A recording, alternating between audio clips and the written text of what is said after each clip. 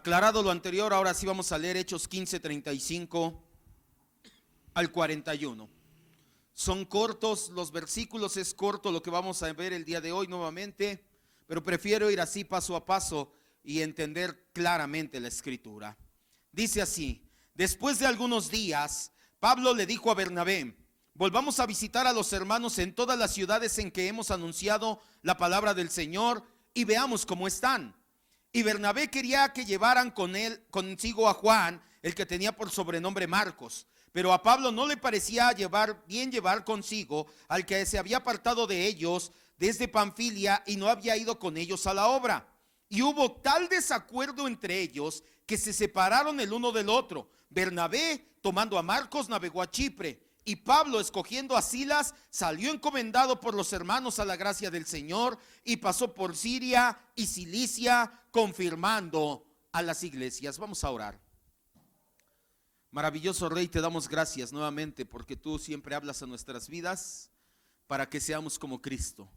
Ese es el propósito por el cual queremos escuchar la palabra. Si alguien quiere escuchar la palabra, Señor, únicamente para tener conocimiento, por cualquier otro motivo, sé tú llevándolo al propósito correcto, que es ese conocimiento se transforme en algo verdaderamente en nuestro corazón que nos lleve a vivir y a ser como Cristo. Esa siempre será nuestra oración, porque es el mayor anhelo de un hijo de Dios: ser discipulado, ser enseñado, ser corregido para poder reflejar a su maestro. Y aquí yo creo, Señor, que habemos más de uno que somos tus hijos y que anhelamos ser como tú. Gracias, maravilloso Dios, te decimos siempre en el nombre de Cristo Jesús. Amén. Como puede darse cuenta, el día de hoy terminamos de escudriñar este capítulo del libro de Hechos. En este capítulo, sobre todo al final, encontramos, a la mitad, encontramos lo que Lucas nos dice acerca del concilio en Jerusalén. El concilio ya dio un dictamen favorable a la unión y a la armonía de la primera iglesia que estaba compuesta por judíos y gentiles. Pablo y Bernabé, acompañados por Judas y Silas, llevan una carta con la decisión del concilio a la iglesia de Antioquía, que es la iglesia donde se generó el conflicto. La reacción en la iglesia es de paz y de gozo al escuchar la decisión del concilio. Después de pasar un tiempo allí en la iglesia de Antioquía, los enviados de la iglesia de Jerusalén regresan a casa, mientras que Pablo y Bernabé se quedan a seguir trabajando en su iglesia local. Es aquí donde Lucas continúa con su narrativa. Versículo 36. Después de algunos días, ¿de qué? ¿Algunos días de qué? De estar en la iglesia de Antioquía enseñando en la iglesia local, Pablo le dijo a Bernabé: volvamos a visitar a los hermanos en todas las ciudades en las que hemos anunciado la palabra del Señor y veamos cómo están.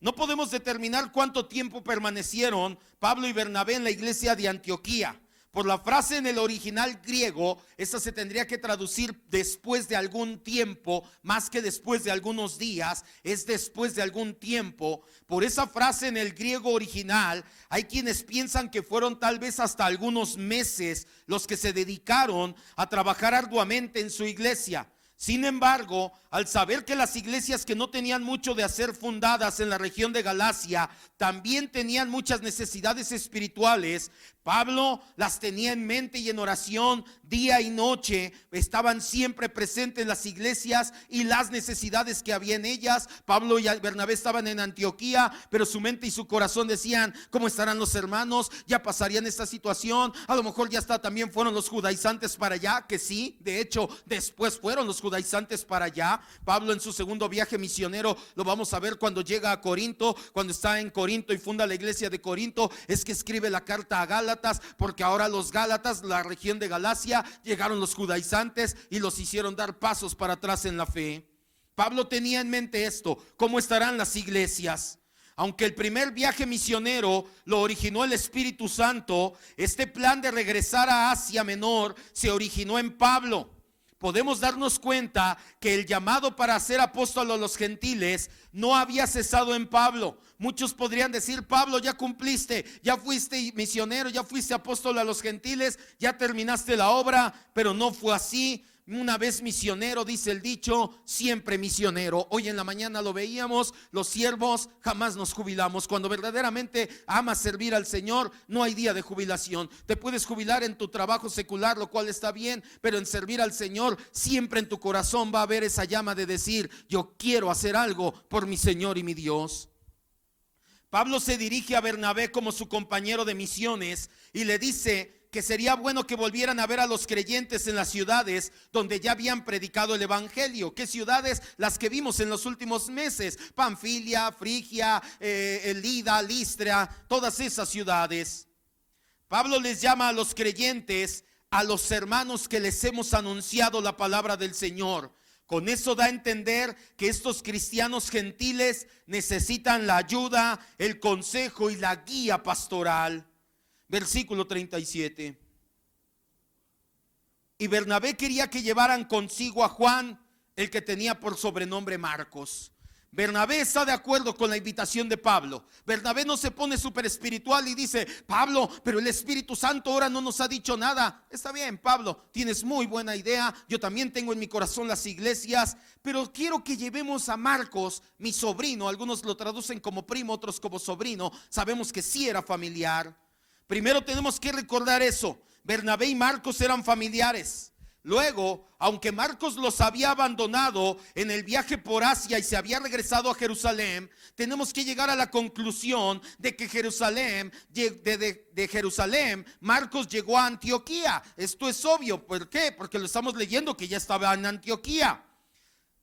Marcos llegó a Antioquía y deseaba nuevamente servir a Pablo y Bernabé como asistente. Bernabé quería darle una segunda oportunidad para probar que era digno, fiel de la palabra del Señor. Versículo 38. Pero a Pablo no le parecía bien llevar consigo al que se había apartado de ellos desde Panfilia y no había ido con ellos a la obra. Al principio del primer viaje misionero, Bernabé era el líder que ocupaba la primera importancia. Esto lo vimos hace un par de meses. El primer viaje misionero, Bernabé es el líder, Bernabé es el que lleva la batuta.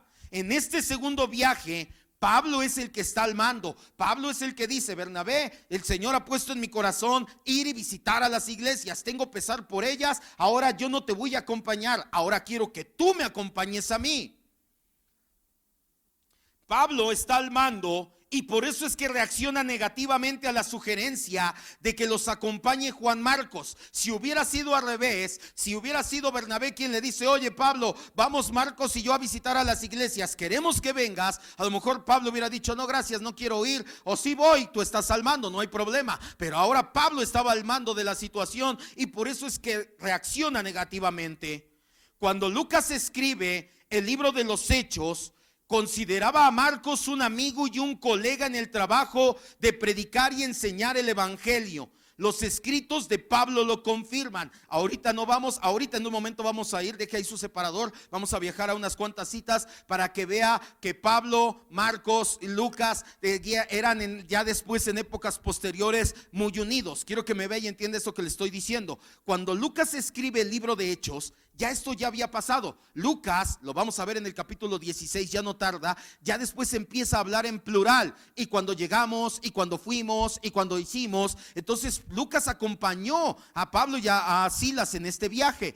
Pero, ¿por qué te digo esto? Porque Lucas lo escribió años después. Esos años después, cuando escribió Lucas ya el libro de Hechos, ya Marcos ya había sido restaurado a plena comunión, ya ayudaba a los apóstoles, ya era alguien considerado como un servidor en la iglesia cristiana y muy probablemente era amigo y compañero de Lucas. Por eso es que a Lucas se le dificulta escribir aquí esta situación. Si te das cuenta, son muy pocas palabras. No dice: es que Marcos hacía esto, lo otro. No, Pablo nada más dijo: Marcos nos dejó en Panfilia. Ya, no pone más. No dice, ponía pretextos, puso esta excusa, se regresó así, su carácter era así.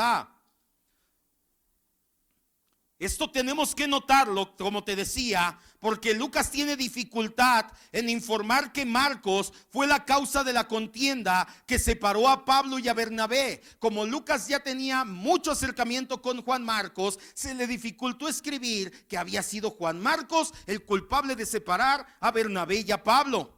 Por eso es que Lucas solamente escribe lo esencial y excluye los detalles. Lucas solamente nos dice que hubo una controversia, pero no da más información al respecto. Obviamente no se sentía cómodo escribiendo acerca de esta situación. Al menos eso es lo que impera en el sentido común. Aunque ya vimos hace un par de semanas, hay gente que hoy te dice aquí estoy contigo y al siguiente día te da una puñalada por la espalda. El cristiano no debe de ser así. El cristiano, te dije la semana pasada, debe de ser alguien digno de confianza, debe de ser alguien en que puedas confiar. Eso, algún secreto, alguna situación, pero que también puedas confiar, como te decía hoy en la mañana en el servicio, y decir, si él dijo que viene, aquí va a estar, yo sé que puedo contar con él. Lucas tenía esta situación. Él sí era un buen cristiano y decía, no puedo apuñalar por la espalda a mi amigo Marcos y ponerme a escribir a lujo de detalles todo lo que pasó. Para nosotros en la actualidad surge una incógnita. ¿Que no Pablo estaba siendo demasiado severo cuando Bernabé, que se había distinguido como persona que daba ánimo? ¿Qué significa el nombre de Bernabé? ¿Alguien se acuerda? ¿Hijo de qué? De consolación. ¿Qué era Bernabé? Era una persona que veía a alguien mal y iba y lo consolaba. Era una persona que veía necesidad, iba y daba. Era una persona que veía una situación, iba y ayudaba. Los apóstoles le llamaban el hijo de consolación. ¿Qué acaso Pablo no podía ver que Bernabé era hijo de consolación y que quería consolar a Juan Marcos y llevarlo nuevamente a la obra? ¿No debía Pablo demostrar un espíritu perdonador y regresar a Marcos como su colega? Desde la perspectiva nuestra parecería que sí, pero si te pones en la perspectiva de Pablo, te darás cuenta que Marcos había quebrantado una promesa que para Pablo, cuando sigamos leyendo el libro de Hechos y cuando puedes ver sus epístolas, para Pablo, y te decía ayer, hace rato en la mañana, es fiel en el servicio. Para Pablo el servir a Dios, el estar en la obra, no era un juego, no era cualquier cosa. Ponte en los zapatos de Pablo y te darás cuenta que no era, pues ya, dale chance. No. Nos dejó, abandonó el trabajo. Estábamos trabajando para el Señor. Y eso que no pasó todavía cuando me apedrearon, no pasó cuando nos quisieron dar tributo, no pasó todas las situaciones que pasamos. Para Pablo no era cualquier cosa.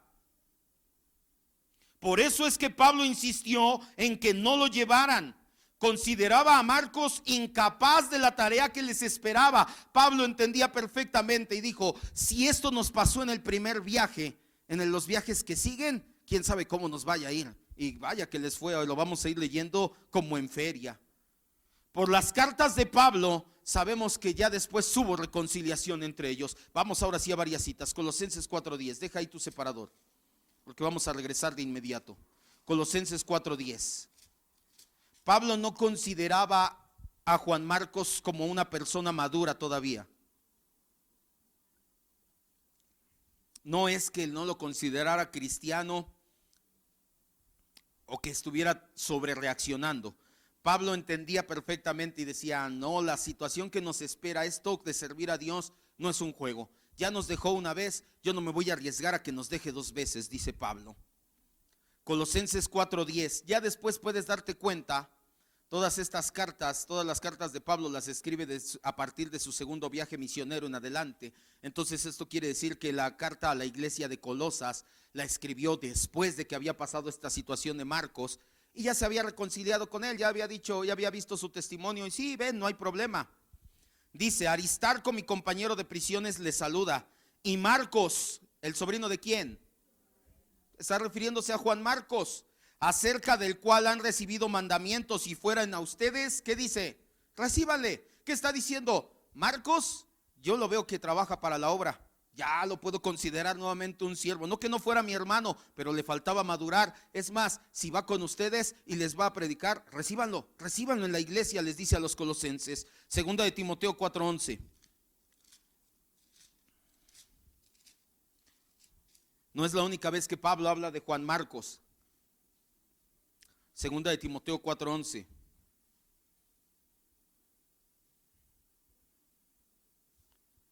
Pablo le escribe a Timoteo, esta es otra de las epístolas de la prisión. Pablo está en prisión domiciliaria, en Roma, cuando escribe su segunda epístola a Timoteo. Y le dice, solo Lucas está conmigo, Timoteo, ya me dejaron todos, ya nada más se quedó Lucas. Toma, ¿a quién le dice? A Marcos, y tráele contigo porque me es útil. ¿Para qué? Para el ministerio. O sea, sí, tuve mis problemas, lo vi como un inmaduro, pero oye, ya vi que ya dio fruto, puedes traerlo. Es más, quiero que venga porque me va a ayudar. No sé qué le iba a decir. Ten, lleva estas cartas, ve y predica acá. No lo sabemos, pero Pablo consideraba a Juan Marcos ahora sí como un ministro competente del evangelio, y te das cuenta que también hubo reconciliación. Filemón 24.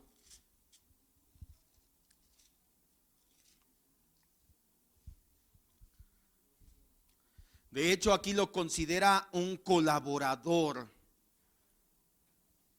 Desde el 23, Filemón, ¿sí vino? Oigo que sigue pasando mucho sus hojas, pues eran nada más 3 hojas adelante. Oigo que están, dice, caray. Dice Filemón 23 y 24, te saludan Epafras, mi compañero de prisiones por Cristo Jesús. Te saluda Marcos, Aristarco y Demas y Lucas. Todos ellos son, ¿qué de mí? Colaboradores, están a la par conmigo trabajando en el evangelio.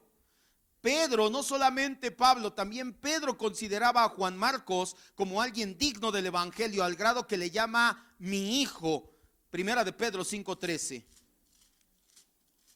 De hecho, algunos tienen la teoría, y yo me apego mucho a esa teoría, de que era su hijo espiritual, pero que también era su hijo natural. Ahora no lo sabemos, por eso dije teoría. Ya cuando estemos allá en el cielo le preguntamos, Marcos, ¿si eras hijo de Pedro? A lo mejor te va a decir, ¿qué pasó? ¿Cómo crees? O te va a decir, sí, Pedro era mi papá.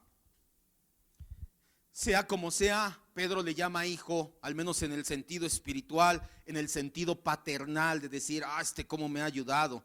Primera de Pedro 5:13 dice, la iglesia que está en Babilonia, elegidamente con ustedes, y Marcos, mi hijo, les saludan. Pedro también consideraba a Juan Marcos alguien digno del evangelio. Por estas citas que acabamos de leer, podemos darnos cuenta de que Marcos tuvo las cualidades necesarias para ser un ministro del evangelio. Pero Pablo, en ese momento de la ruptura, no estaba convencido de ello. Por eso es que seguía insistiendo en no llevarlo consigo, porque los había abandonado en Panfilia y no los había acompañado a todo lo que sufrieron en Antioquía, en Iconio, en Listra y en Derbe. Regrese al versículo 39, ahí en Hechos 15:39. Por eso le dije que dejara su separador. Y se da cuenta cómo la Biblia se entreteje solita y se respalda una a otra, ella misma en uno y otro versículo, pasajes, etcétera. Versículo 39. ¿Qué sucedió? Pablo le dice, Bernabé, vámonos. Y Bernabé dice, llevemos a mi sobrino. ¿Cuál fue la reacción? Pablo dijo, no. Y hubo tal desacuerdo entre ellos que se separaron el uno del otro. Bernabé tomó a Marcos y navegó a Chipre. Lucas utiliza, a pesar de que es breve, un lenguaje bastante fuerte para informar la ruptura de las relaciones de Pablo y Bernabé. La palabra traducida en el griego encontramos 2 palabras, tal desacuerdo, pero realmente solamente es una en el griego, que es paroxomus, que significa provocar a ira. Ahí en Hechos 17:16, no vayas, lo vamos a ver un par de meses adelante. Dice la Biblia que Pablo llegó a Atenas, y cuando vio que los atenienses eran tan idólatras, se empezó a montar en cólera y dijo, ¿cómo es posible que la gente prefiera adorar? Es más, tenían un altar vacío que nada más tenía una inscripción allá abajo, agnostos deo, al Dios no conocido. Por si hay un Dios que no conocemos, hazle un altar. Y Pablo se llenaba de ira. ¿Te has enojado alguna vez por una situación? Así estaban Pablo y Bernabé. No creas que se sentaron y dijeron, oye, ¿cómo ves? ¿Llevamos a mi sobrino? No, yo no quisiera porque soy varón de Dios, pero pues vete tú con él. No. Lucas utiliza, dice, se llenaron de ira. Hubo tal desacuerdo, se llenaron de ira. Pero tiene derecho a ir, pero no lo quiero llevar. Pero nos abandonó, pero va a reflexionar. ¿Y cómo lo sabes? Y vieron peleando directamente, obviamente discutiendo a palabras. Lucas cuenta los hechos y nos deja los detalles a la interpretación. Pero estos detalles los podemos sacar de la palabra, que nos dice que se movieron a ira. En este versículo, él menciona a Bernabé por última vez. No volvemos a leer de Bernabé en el libro de Hechos, cuando dice que tomó a su sobrino y fueron para Chipre. De todas maneras, podemos saber que Pablo no guardó rencor por Bernabé. aparte de por Marcos, por Bernabé. En todas sus cartas escribe, o en algunas de sus cartas escribe de él y lo reconoce. Él en 1 Corintios 9:6 dice: ¿acaso no Bernabé y yo también tenemos derecho de tener esposa? Y Corintios lo escribió después de esta situación. También en Gálatas 2:13 hace una mención de Bernabé por su nombre. Si él hubiera querido denigrar, nada más pone a mi excompañero, o ni lo hubiera notado, pero lo llama por su nombre. Bernabé y Marcos entonces salieron para Chipre, que era la tierra natal de Bernabé y muy probablemente también era su ciudad natal de Marcos. Lucas no nos dice que la iglesia lo encomendó, pero lo más probable es que haya sido así. Él simplemente nos dice que estos dos misioneros se fueron para Chipre. Versículo 40. Y Pablo, escogiendo a Silas, salió encomendado por los hermanos a la gracia del Señor. Todo pasa por un motivo, esto ya lo sabemos. Dios en su providencia determina que este conflicto desemboque en una bendición. Ahora no solamente hay un equipo de misioneros, hay dos equipos de misioneros saliendo de Antioquía. No sabemos nada de los resultados de Bernabé y Marcos. No hay registro bíblico ni extrabíblico para saber qué pasó con Bernabé y Marcos en Chipre, si cuántos predicaron, cuántas iglesias fundaron, no lo sabemos. Pero vemos que el Señor se preocupó tanto por las personas de Chipre, por eso mandó a Bernabé y a Marcos, y al mismo tiempo se preocupó por las personas de Asia Menor, por eso envió a Pablo y a Silas. Pablo conoció a Silas en el concilio en Jerusalén, esto ya lo habíamos visto. Viajó con él a Antioquía. Pablo eligió a Silas porque tenía talento nato de predicador y era ciudadano romano. Por eso es que para Pablo fue el candidato número 1 para acompañarlo en su segundo viaje misionero. Pero la relación entre Pablo y Silas fue diferente a la relación que hubo entre Pablo y Bernabé. Podemos verlo hasta la forma en que escribe Lucas. Lucas, para mencionar a Bernabé, aunque ya vimos bajo qué contexto, en 2 ocasiones dice los apóstoles Pablo y Bernabé, porque los pone al nivel. Pero con Silas o Silvano, Pablo ahora no lleva una relación de iguales. Es más, con Bernabé, Pablo primero lleva una relación abajo y dice: tú eres mi guía, tú eres mi mentor, tú eres el que está arriba, yo me sujeto a ti. Ya después fue una relación de iguales. Con Silvano no fue así, o Silas. Con Silas desde el principio Pablo dijo: ok, estoy al mando, tú vienes conmigo, pero te sujetas a lo que Dios vaya diciendo a través de mi vida. La iglesia antioqueña dice que encomendó a Pablo y a Silas a la gracia del Señor, comisionó, les dijo, oró por ellos y los comisionó a la gracia de Dios a este segundo viaje misionero. No obstante, en ese tiempo Pablo solo planeaba visitar a los creyentes en las ciudades donde habían puesto ya iglesias, pero la gracia del Señor, lo vamos a ver, lo llevó por muchos otros lugares. Versículo 41, terminamos de escudriñar, pero ahorita viene nuestra reflexión. Y pasó por Siria y Cilicia, confirmando a las iglesias. En su segundo viaje prueba a ser mucho más importante para Pablo que el primero. Más adelante veremos que lleva el evangelio ya no solamente al continente asiático. Cuando viaja de Asia Menor hacia Macedonia, Pablo brinca del continente asiático al continente europeo.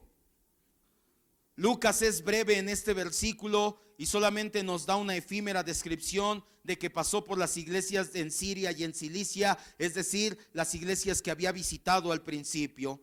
Él dice que pasó a confirmarlas. Eso significa que tenemos un texto para tener un mandato más, una ordenanza más, bautismo, confirmación, esto no. La palabra confirmación en el griego episterizo significa fortalecer. Es decir, Pablo llegaba a las iglesias, los fortalecía, les daba palabra, los discipulaba, preparaba ancianos. Eso es lo que pasó a hacer, no que pasaba y les daba un rito de confirmación. El libro de los Hechos es el libro que nos narra la historia de la primera iglesia cristiana. En sus primeros 30, 50, 60 años de vida. Ya hoy en día llevamos más de 2000 años como iglesia. Y en los primeros años de vida está lleno de numerosos pasajes donde vemos esa vida de Cristo fluyendo en la iglesia. Milagros, predicaciones donde la cosecha es de 3,000, de 5,000. Vemos pasajes donde la armonía es asombrosa en la iglesia, al grado de que hay personas sin dinero en la iglesia y yo tengo varias casas, vendo una y lo repartimos entre la gente que no tiene. Así era el nivel de armonía, de coinonía en la iglesia. Sin embargo, en la primera iglesia también vemos problemas y desavenencias. Ya desde el capítulo 5, dentro de la iglesia, vemos cómo dos creyentes, Ananías y Zafira, su esposa, le mienten al liderazgo. Llegan y alteramente con Pedro le dicen: no nos dieron más por el terreno. Mintieron alteramente al liderazgo. En el capítulo 6 vemos cómo un sector de viudas de habla griega era desfavorecido y ayudaban más a las viudas de habla hebrea. Y ahora en este pasaje vemos que dos de sus más grandes líderes, Pablo y Bernabé, tuvieron una discusión tan grande que terminaron separando sus ministerios. Si Lucas no entró en más detalles de esta discusión y separación, pues como ya dijimos, por la amistad que tenía con Juan Marcos, con Pablo y hasta con Bernabé mismo. El Espíritu Santo nunca trató de enmascarar nada en la primera iglesia. No maquilló las cifras, no maquilló la iglesia y le dio una manita y mira, eran perfectos. Todo lo contrario. El Espíritu Santo sabía perfectamente que la iglesia estaba formada por hombres y mujeres que, si bien son salvos del pecado, aún la carne está presente haciendo estragos en su característico egocentrismo. ¿Cuál es la primera característica de la carne? Que quiero pensar en quién. El ego. El ego es lo primeritito. ¿Qué fue lo primero que se tragaron? La mentira original. ¿Y cuál fue el primer Dios que adoraron? ¿A la serpiente, Adán y Eva? No. ¿A quién? A ellos mismos. No morirás, tú serás un Dios. Yo quiero ser un Dios. A partir de ahí el egoísmo en la carne del ser humano está latente y presente. Desde la reforma del siglo XVI, la iglesia se ha dividido en muchas ocasiones, por muchos motivos. Se divide por la denominación, por la cultura, por la geografía, por la nación, por la lengua, por la doctrina, por divisiones eclesiásticas, bueno, hasta divisiones administrativas. Oye, pero es que a mí no me gusta cómo administras, cómo haces esto, hazlo así. No, entonces divido la iglesia. Las justificaciones que se dan para romper a menudo declaran una adherencia a la verdad a expensas de la unidad. Es decir, sí ha habido buenos motivos por los cuales se separa la iglesia, porque hay veces que la iglesia en la que estás ya cayó en apostasía, en herejía, si tienes que salir de ahí. Sin embargo, pareciera que la oración de Jesús en Juan 17:22, vamos allá, no ha sido escuchada.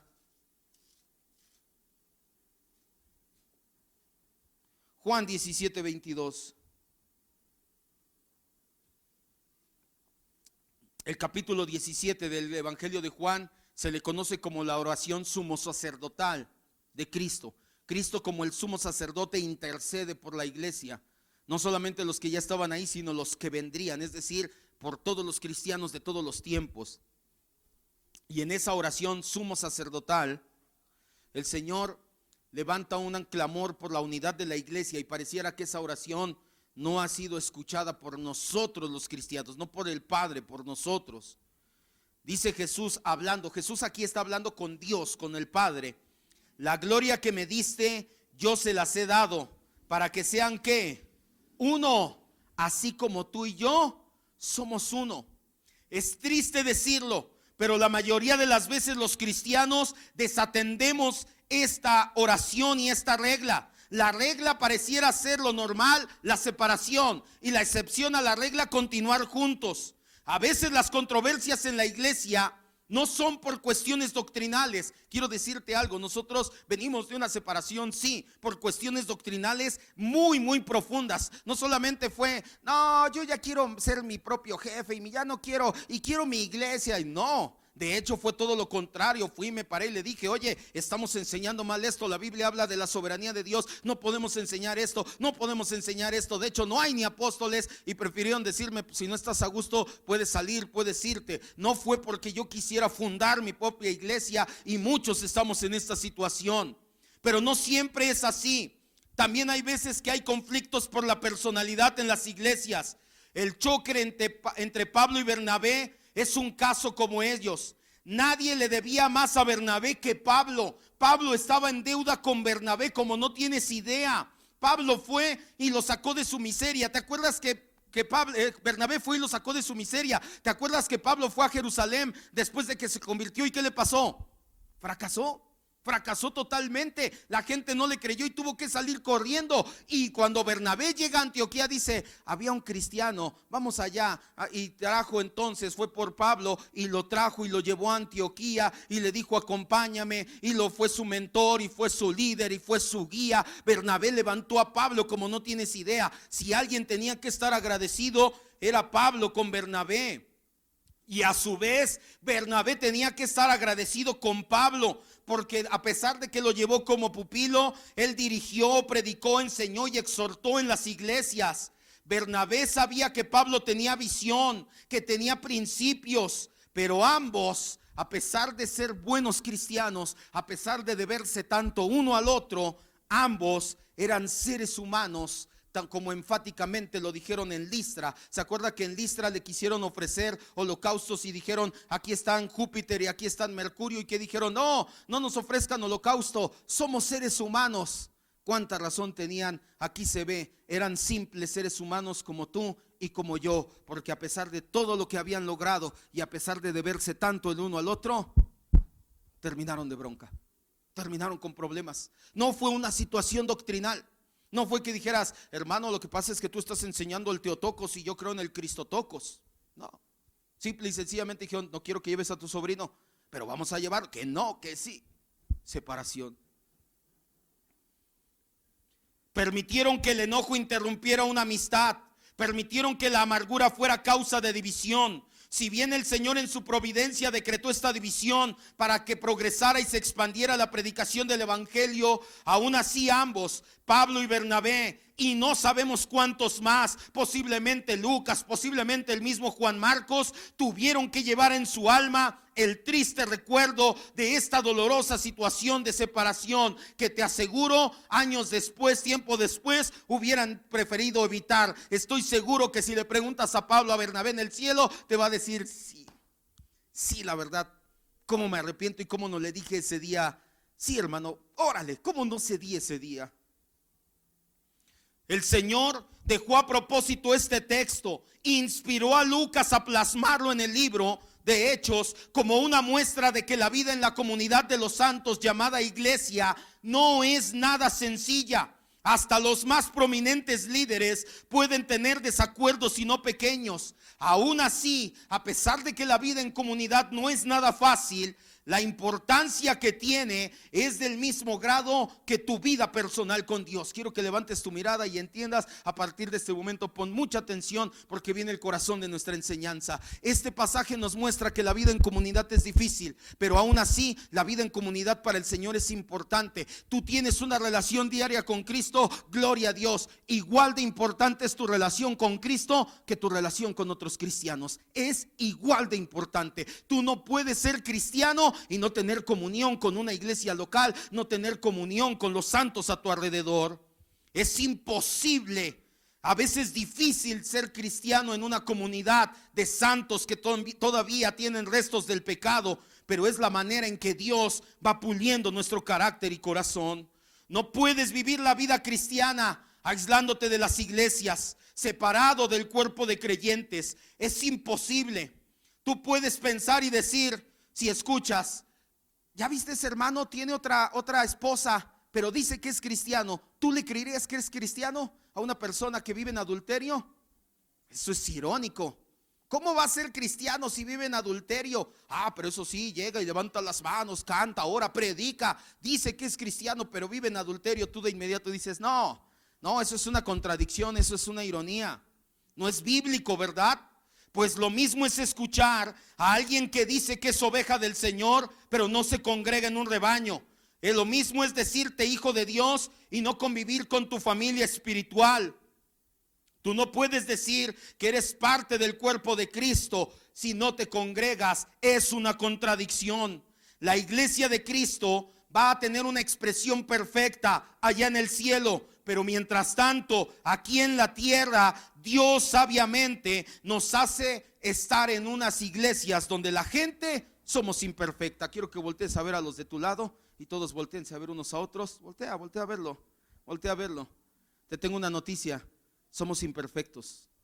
Quiero que me veas aquí enfrente, no somos perfectos. Dios sabía que su iglesia no era perfecta de este lado de la eternidad. De aquel lado de la eternidad seremos perfectos. De este lado de la eternidad te vas a llevar muchas situaciones en tu vida. Créeme, lo sé. Llevo más de 20 años congregándome, viviendo con el Señor, de la mano del Señor en varias iglesias ya, y siempre es lo mismo. El problema no es la doctrina solamente, el problema es que sea la iglesia que sea, estamos seres humanos que todavía tenemos el resto del pecado en nosotros y todavía somos egoístas muchas veces. Dios nos va modelando unos a otros en amor. Eso es un testimonio para el mundo. Algunos teólogos llaman a esta situación la naturaleza mixta de la iglesia. No todos los que estamos aquí somos hijos de Dios. La Biblia dice que en la iglesia hay trigo y cizaña, oveja y cabritos juntos. Y aún dentro de los que sí somos hijos de Dios, hay veces que estamos más en comunión con el Señor y reflejamos a Cristo, y hay veces que estás más alejado de tu comunión con el Señor y no reflejas muy bien a Cristo. Esto no debería de ser problema para un cristiano que ha madurado. Un cristiano que ha entendido que Dios lo creó con propósitos y que uno de esos propósitos es que pertenezca a una iglesia bíblica, no debería de tener ningún problema si ve a sus hermanos siendo imperfectos. El problema es que muchas veces la gente no es de expectativa realista. Llegan a la iglesia pensando que todos aquí somos buenos, que todos somos amorosos, que todos somos espirituales, discípulos fieles, maduros. Todo el tiempo pensamos que todos los que asisten a este lugar es gente perfecta, con un carácter ya pulido, pero la realidad es otra. Y cuando empiezas a abrir los ojos y empiezas a ver que hay trigo y cizaña, lamentablemente mucha gente hace sus maletas y se va de la iglesia. En las iglesias locales acude gente real. Acompáñeme a Efesios 4:2.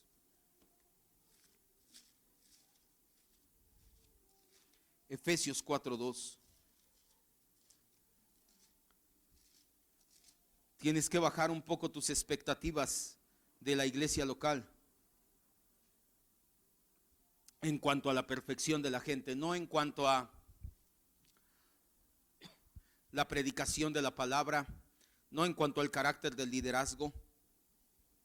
Si el liderazgo entra en herejía o en pecado desvergonzado, impenitente, entonces esa ya es otra situación. Ahí no bajes nunca tu expectativa. Pero en cuanto a los miembros unos con otros, tienes que bajarle un poquito a tu expectativa y venir entendiendo que los que estamos aquí no somos perfectos, que tu hermano y tu hermana, así como tú pasas situaciones, ellos también pasan situaciones, y no estamos exentos aquí en Remanente Escogido de que algún día vuelva a haber desavenencias, porque ya las ha habido, ya las hemos tenido, y por la gracia de Dios hemos salido adelante. Y significa que no volveremos a tener, no lo sé, yo quisiera que no fueran así, porque son dolorosas y son difíciles, pero no hay ninguna garantía. Llega gente nueva, llega gente que empieza apenas a moldear su carácter, y los que llevamos tiempo no nos hemos dejado moldear. Imagínate qué es lo que puede pasar. Baja un poco tus expectativas de las iglesias locales sanas, doctrinalmente hablando, y tienes que entender que puede haber un día problemas con tus hermanos. Con ese que volteaste a ver ahorita hace un momento, no faltará que a lo mejor algún día tengas algún inconveniente con él. Pablo nos dice en Efesios 4:2 esta realidad: con toda humildad desde el 1, yo pues preso en el Señor, les ruego que anden como es digno de la vocación con que fueron llamados. Vaya, que reflejes a Cristo con humildad y con mansedumbre. Y después, ¿qué dice? Soportándose con paciencia los unos a los otros. Pablo entendía perfectamente la naturaleza mixta de la iglesia, y por eso decía: va a llegar el momento en que no solamente va a ser difícil, va a ser imposible aguantar a las personas, pero aún así las vas a tener que soportar. Tienes que tener mucho cuidado. El primer síntoma de que algo te está afectando en la congregación, de que algo está afectando tu manera de ver la iglesia, es enfriamiento espiritual, y es la asistencia irregular al servicio. Si tú puedes estar aquí cada domingo, puedes venir, hay personas que tal vez no, pero si un día dices, ¿para qué? Es que va a estar el hermano, es que no son como yo pensaba.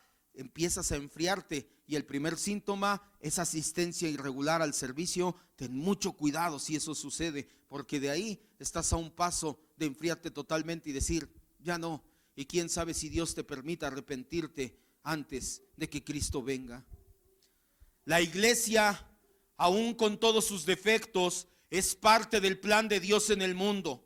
Jesús mismo dijo que ni las puertas del Hades van a prevalecer contra la iglesia. La verdadera iglesia de Cristo es indestructible, va a prevalecer por la eternidad, y los cristianos con ella solamente si formamos parte de ella. Por eso es que aquellos que dicen que no necesitan la iglesia para madurar, para crecer, para sostenerse, o demuestran una de dos cosas, o una enorme arrogancia de creer que saben más que Dios, o demuestran una gran ignorancia y te das cuenta que no saben que la iglesia es tan importante que Cristo murió por ella. Vamos a cerrar nuestros ojos, vamos a terminar ya.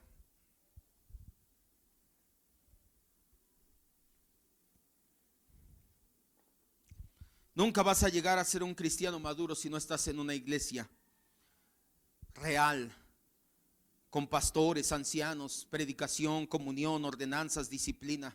No importa cuánto quieras estudiar en tu casa, no importa cuántos cursos bíblicos en línea tomes, si no estás en una iglesia real con gente real, tu cristianismo no es real. Deja de pensar en forma individual y piensa en la iglesia como lo que es, la esposa, la amada de Cristo. Es tiempo de velar por nuestra unidad, la unidad de la iglesia, de escuchar la oración de Cristo, que sean uno para que Padre, así como tú y yo somos uno, y seamos testimonio al mundo. Es tiempo, te dirían, si nosotros fuéramos una empresa, yo te estaría diciendo ponte la camiseta. Eso es lo que hacen en las empresas, ponte la camiseta, somos tal o cual empresa. Eso es lo que procuran fomentar, unidad, amor por la empresa.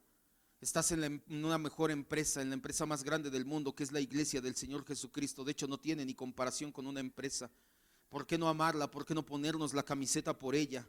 Es tiempo de ver por nuestra iglesia antes que por nuestros propios intereses, de defenderla, de cuidarla, de amarla, de proveer para que haya alimento en nuestra casa. Dios nos ha bendecido con una iglesia sana doctrinalmente. Procura que siga así, que siga doctrinal y emocionalmente sana. Ya te expliqué, el decir emocionalmente sana significa que aunque haya problemas como estos, como Pablo y Bernabé, los resolvemos por medio de la palabra de Dios y dejamos que el Señor traiga paz a nuestras vidas. Ya me ha tocado estar en iglesias donde se forman bandos, donde se forman grupos. Ya se acercaron a mí en alguna ocasión en la iglesia matriz donde estábamos y me dijeron, oye, tú le hablas al hermano tal, porque si le hablas a él, no estás con nuestro grupo. Una iglesia dividida, que se formaba el grupo de los diáconos contra el grupo de los de alabanza, y los grupos de artes, de panderos, estaban tomando partido por uno y otro. Fue algo horrible, grotesco, de verdad. Esa no es una iglesia sana emocionalmente. Una iglesia sana emocionalmente es la que, a pesar de que haya problemas como los de Pablo y Bernabé, como te dije, después los solucionaron. Es tiempo de que no aceptes argumentos en contra de la iglesia, de tu iglesia local. Si alguien va a mi casa y se quiere sentar y decirme, oye Olaf, oiga pastor, quiero hablarle de su esposa es así y así y así y así. Yo no voy a aceptar que alguien venga, nadie venga y me hable mal de mi esposa. A lo mejor si ella hubiera hecho algo que le dañó, que le lastimó, es diferente a que quieran venirme a decir los defectos y todo lo malo que hay en mi esposa. Pero si permitimos que alguien venga y hable mal de nuestra iglesia, no debería de ser así.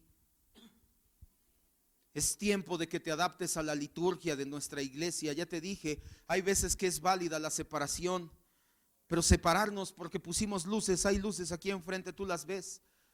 Es ornato, es adorno, no tiene nada que ver con la presencia, ni la gloria, ni nada, no.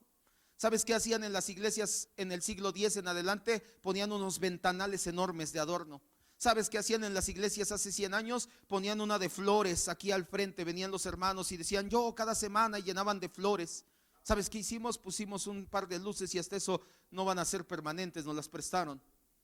Pero si a ti te molesta ver estas luces, que aplaudimos, que cantamos, si no te quieres adaptar a la liturgia de nuestra iglesia, puedes bien buscar una iglesia que se adapte a tus necesidades e ir allá. Pero no quieras venir a quitar el equilibrio, la paz, la unidad que hay en esta iglesia. Es tiempo de cuidarnos entre nosotros, nuestros hermanos, unos con otros. Así cierra tus ojos y quiero decirte algo. Tú te das cuenta que hay veces que hay personas aquí que venden productos acabando el servicio, que venden cosas que traen a vender. Algunos me piden permiso, otros me avisan, otros ni siquiera sabía yo. Ya cuando vi ya estaban vendiendo. Eso no me molesta en lo más mínimo. ¿Sabes cuál es el problema? Que si alguien te pide fiado, si alguien te pide prestado, si haces una tanda, si vendes en abonos y se va, no paga o alguna situación, ahí sí muchas veces quieren venir con el pastor y el hermano no vino, no hizo, no me dio, no me avisaron, no pidieron permiso, no dijeron nada, pero ya que se suscitó el problema ya quieren que se los arregle. Sí, si podemos apoyarte, apoyo, no estoy diciendo que no, pero voy a decirte lo mismo que te he dicho siempre: nunca vendas más, nunca prestes más, nunca des más de lo que estés dispuesto a perder. Si estás haciendo una tanda, si estás vendiendo en abonos, si estás vendiendo un producto, se lo diste al hermano y el hermano luego te lo paga, ten en mente que a lo mejor no era hermano, ten en mente que es hermano y no quiso reflejar a Cristo, está en proceso, lo que sea. Pero ahí corremos el riesgo de perder dos personas: el hermano que ya no viene por no pagar y tú que ya no vienes porque te enojaste con él. Si vas a vender, a hacer lo que sea, ten en mente esto y nunca des más de lo que estés dispuesto a perder. Si alguien te pide prestado dinero: hermano, présteme 1,000 pesos para mi renta, no tengo 1,000, te doy 100. Y dalos con el corazón de que a lo mejor nunca te los paga, pero no des pensando y no digas: no me pagó, ya no voy a la iglesia. Es tiempo de que sigamos creciendo como iglesia, sigamos madurando como iglesia. Dios nos sacudió hace tiempo y después nos volvió a sacudir y nuevamente nos volvió a sacudir en ese aspecto. Hace tiempo que estamos un poquito más tranquilos en ello, pero no significa que esta palabra no sea para nuestra iglesia en este día, que no sea para cada uno de nosotros. Si estamos llevando las cosas bien y haciendo las cosas bien, sigamos así con el Señor. Nunca olvides, una iglesia sana es una iglesia unida. Si verdaderamente tenemos doctrina sana y emociones sanas, vamos a ser una iglesia unida, que va a mostrarse como el cuerpo de Cristo y que nos vamos a doler unos de otros. Vamos a orar, cierra tus ojos. Ojo, antes de orar, hermano, no te estoy dando permiso para que te vayas sin pagar, para que no digas: al cabo ya dijo el pastor que no se tienen que enojar. Si haces eso, a lo mejor ni eres mi hermano, porque a lo mejor no creemos en el mismo Cristo. El Cristo que tú crees y te lleva a irte sin pagar no es el Cristo en el que yo creo, que me dice: paga a todos lo que debes, en Romanos 13:6. Así que no te estoy dando permiso para irte sin pagar. Cierre sus ojos, vamos a orar. Maravilloso Dios, creemos firmemente que así como es la iglesia, con tantas imperfecciones, desde el primer día que se formó, desde el primer siglo, los problemas que hubo entre Pedro y Ananías y Zafira, entre las viudas hebreas y las viudas griegas, entre Pablo y Bernabé, hasta los problemas que hemos tenido en nuestros días. Siempre ha habido y siempre habrá problemas en las iglesias locales, porque las personas no somos perfectas ni ideales, somos reales. Somos personas que, aunque somos nacidos de nuevo, yo quiero creer aquí todos o la mayoría, seguimos teniendo la carne presente. El carácter muchas veces aflora, como afloró en Pablo y en Bernabé. Aún así, Señor, tú conocías cómo era tu iglesia y aún así la amaste y entregaste tu vida en la cruz por ella. Dice la Biblia que somos tu amada, tu esposa. Tú ya sabías cómo era nuestro carácter antes de morir en la cruz y aún así lo hiciste, Señor. No queremos tomar esto como excusa o pretexto para no pulir nuestro carácter. Queremos tomarlo para entender que aunque una persona no haya madurado, tú tienes el tiempo y tú tendrás la disciplina si es necesario para con ellos. En lo que toca a nosotros, Señor, pule nuestro corazón y llévanos a reflejar a Cristo. Si mis hermanos o hermanas hacen, dicen o lo que sea, Señor, nosotros no tenemos la mirada en ellos, tenemos la mirada en Cristo. El estándar no es lo que hace mi hermano, mi hermana de al lado. Mi estándar es Cristo, lo que hizo Cristo y cómo vivió Cristo. Ese es nuestro estándar. Así que, Señor, llévanos a poner la mirada en ti y verdaderamente a amar nuestra iglesia local, a orar por ella, a protegerla, a no escuchar ni llevar chismes de ella, a no traer división en ella, Señor, a proveer en esta casa, mi Dios. Yo creo que no pudo llegar en mejor tiempo, Señor, esta enseñanza. El día sábado tenemos una convivencia entre hermanos. Permite que ese día la convivencia sea para tu gloria, que se forjen amistades más profundas, que se forje unidad en esta iglesia cada vez más profunda, Señor. Eso es lo que anhelamos con todo el corazón. No queremos ser una iglesia de 4 paredes. Estas paredes son el templo, pero